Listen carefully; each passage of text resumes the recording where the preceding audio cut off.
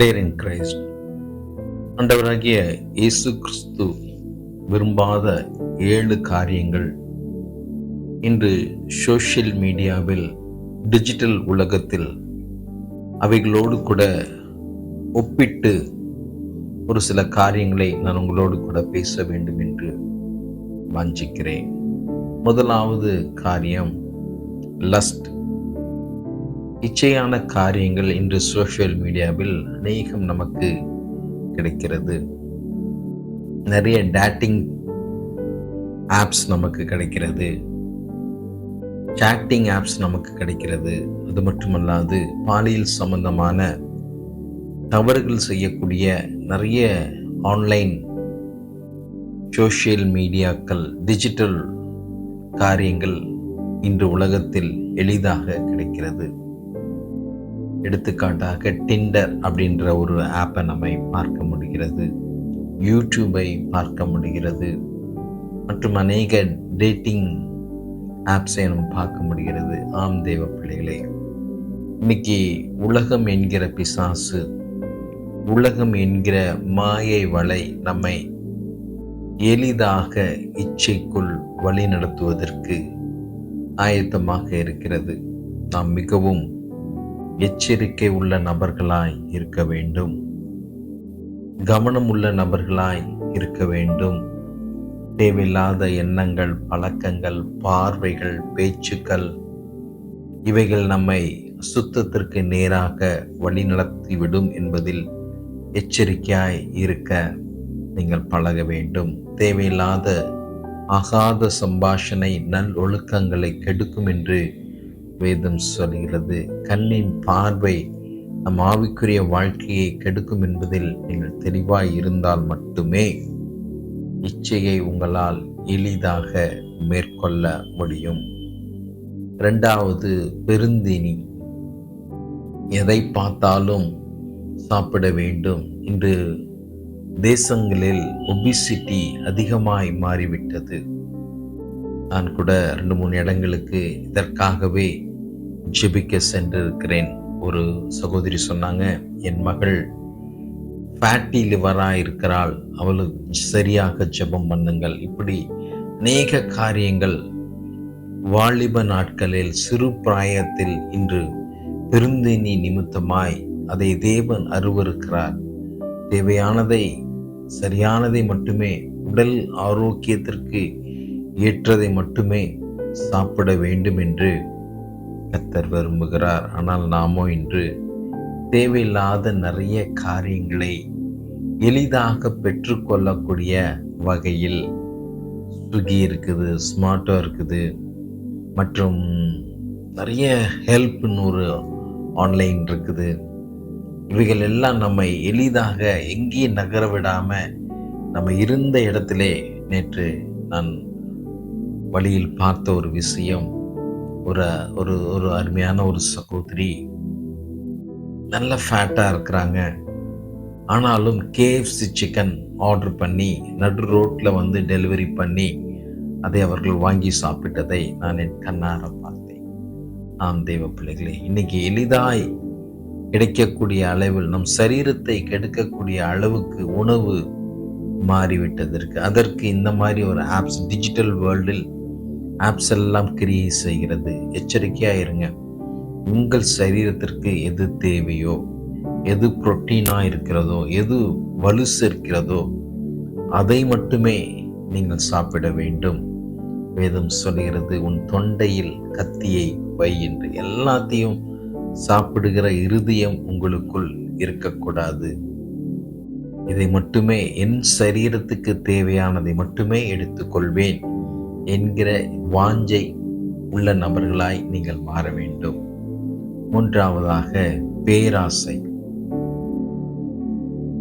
அளவுக்கு மிந்தி ஆசைப்படுவது.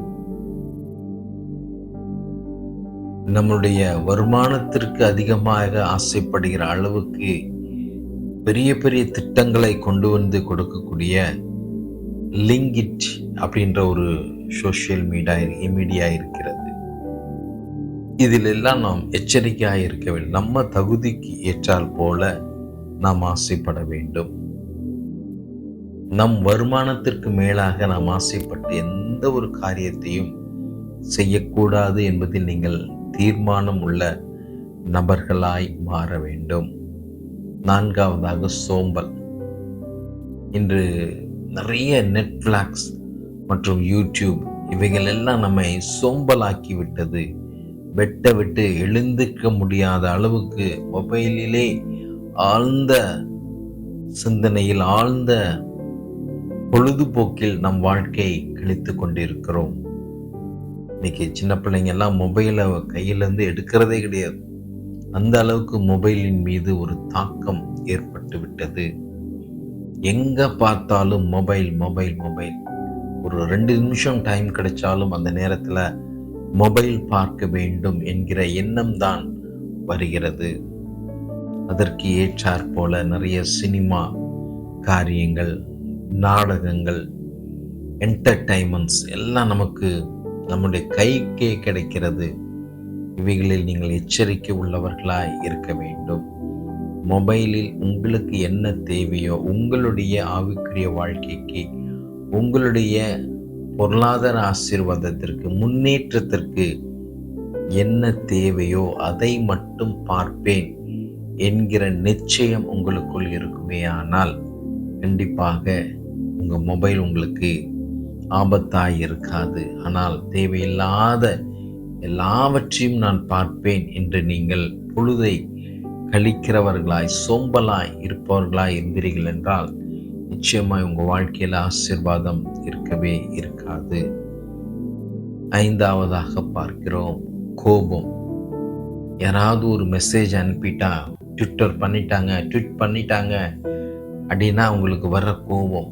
இன்னைக்கு அரசியல்வாதிகள்லாம் பாருங்களேன், இந்த ட்விட்டர் என்பது மிகவும் ஒரு எதிர்பார்க்கிற செய்திகளா, என்ன ட்வீட் பண்ணியிருக்கிறாங்க அப்படின்னு சொல்லி அவளாய் பார்க்கிற. ஏதாவது தவறாக பண்ணிட்டாங்கன்னா, இன்னைக்கு ஃபேஸ்புக்கில் யாராவது தவறாக பண்ணிட்டாங்கன்னா, இந்த இன்ஸ்டாவில் உங்களுக்கு வர மெசேஜ்கள் ஏதாவது தவறாக வந்துருச்சு, யாராவது உங்களை காயப்படுத்திட்டாங்கன்னா நமக்கு வருகிற கோபங்கள். சோஷியல் மீடியாக்கள் மூலமாக கோபத்தின் காரியங்கள் அதிகமாக மாறி இருக்கிறது. ஆம் தேவ பிள்ளைகளை, எச்சரிக்கையாயிருங்கள். 6வதாக பார்க்கிறோம் பொறாமை. மற்றவர்களுடைய ஃபேஸ்புக்கில் மற்றவர்களுடைய ஃபோட்டோஸ், மற்றவருடைய மெசேஜை பார்த்து நாம் சில நேரங்களில் பொறாமை குணம் நமக்குள் வருகிறது. அவர்கள் மட்டும்தான் செய்வார்களா என்ற எண்ணம் நமக்குள் வருகிறது. அதை எப்படியாவது தடுக்க வேண்டும், அழிக்க வேண்டும் என்கிற பொறாமை குணங்கள் நமக்குள் வருகிறது. எச்சரிக்கையாயிருங்க. உங்களை பார்த்து நீங்க வாழுங்க. ஒரு கதை இருக்கு, புளியை பார்த்து பூனை சூடு போட்டுக்கிச்சான். இப்படி இருக்கக்கூடாது. உங்களால் என்ன முடியுமோ, உங்களுக்கு என்ன திறமை இருக்கிறதோ அவைகளை நீங்கள் வெளிப்படுத்துகிறவர்களாய் இருக்க வேண்டும். கடைசியாக இன்ஸ்டாகிராம். இன்னைக்கு எல்லாரும் இன்ஸ்டாகிராம் இல்லாத ஆட்களே கிடையாது. பெருமைக்காக நிறைய காரியங்களை, ஃபோட்டோஸை, வீடியோஸை அப்லோட் பண்ணுகிறார்கள். இப்படிப்பட்ட காரியங்கள் நிச்சயமாக உங்கள் வாழ்க்கையில் இருக்கக்கூடாது. பெருமையின் காரியம் உங்கள் வாழ்க்கையில் இருக்குமானால் பெருமை உள்ளவர்களுக்கோ கர்த்தர் எதிர்த்து நிற்கிறார் என்று வேதம் சொல்கிறது. எச்சரிக்கையாக இருங்க. இந்த 7 காரியங்கள் சோஷியல் மீடியா மூலமாக இன்று அதிகமாய் பரவி கொண்டிருக்கிறது. சத்ருவானவன் இதை விதைத்து கொண்டிருக்கிறான். இந்த 7 காரியத்திலும் நீங்கள் எச்சரிக்கை உள்ளவர்களாய் இருக்க வேண்டும். கர்த்தர் தாமே உங்களை ஆசீர்வதித்து நிறைவாய் வழி நடத்துவார். தேங்க்யூ. God bless you.